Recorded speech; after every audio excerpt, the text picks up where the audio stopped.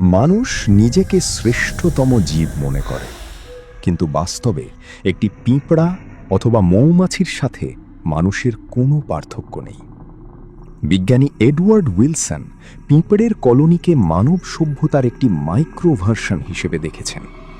তার দাবি, মানুষ বুদ্ধি দিয়ে আধুনিক সভ্যতা তৈরি করেন, মানুষ সভ্যতা তৈরি করেছে তাদের ডিএনএর ম্যাপ অনুসরণ করে।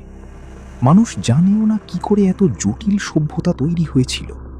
মানুষের মস্তিষ্ক জিনের তৈরি একটি রোবট মাত্র। বিজ্ঞানীরা একবার একটি ক্ষুদ্র ক্যামেরা সেট করে পিঁপড়ার কলোনিতে প্রবেশ করেছিলেন। তারা অবাক হয়ে দেখেন, এ যেন মানব সভ্যতার প্রতিরূপ। পিঁপড়া বা মৌমাছির কলোনিতে প্রতিটি সদস্যের আলাদা আলাদা কাজের সেক্টর থাকে। যেমন কেউ ঘর বানায়, কেউ খাবার আনে, কেউ রানীকে পাহারা দেয়। মানুষের সমাজেও ঠিক তাই। আমাদের ডাক্তার, ইঞ্জিনিয়ার, কৃষক বা সৈনিকরা আসলে কোটি কোটি বছর পূর্বের একটি আদিম স্ক্রিপ্ট ফলো করছে। মানুষ যখন তার দেশ বা সমাজের জন্য জীবন দেয়, তখন সে ভাবে এটা তার সচেতন সিদ্ধান্ত। মৌমাছি যখন চাকের জন্য প্রাণ দেয়, সে জানে না কেন সে তা করছে, কিন্তু তার ডিএনএ জানে যে সে নিজে মারা গেলেও তার হুবহু ডিএনএ বহনকারী রানীর হাজার হাজার সন্তান বেঁচে থাকবে। মানুষের দেশপ্রেম, কোনো মতাদর্শের জন্য জীবন দেওয়া বা পরিবারের জন্য হাড় ভাঙা খাটুনি, এগুলো আসলে জিনের টিকে থাকার স্বার্থে করা এক ধরনের ক্যালকুলেটেড সুইসাইড। পিঁপড়েরা তাদের ডিবির ভেতর এক ধরনের জটিল এসি সিস্টেম তৈরি করে এবং খাবার মজুত করে।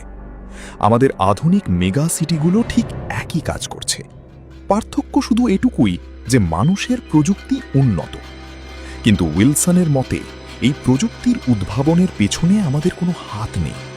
আমাদের ডিএনএ আমাদের মস্তিষ্ককে এমনভাবে তৈরি করেছে যাতে আমরা দলবদ্ধভাবে টিকে থাকার জন্য সরঞ্জাম তৈরি করতে বাধ্য হই। পিঁপড়ার রানী বা মৌমাছির একমাত্র কাজ হল বংশবিস্তার।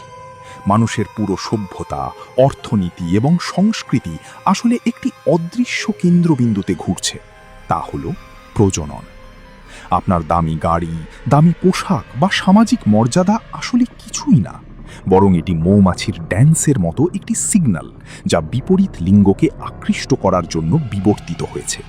পিঁপড়েরা অন্য কলোনি দখল করার জন্য দলবদ্ধভাবে আক্রমণ করে এবং অন্য পিঁপড়েদের দাসে পরিণত করে।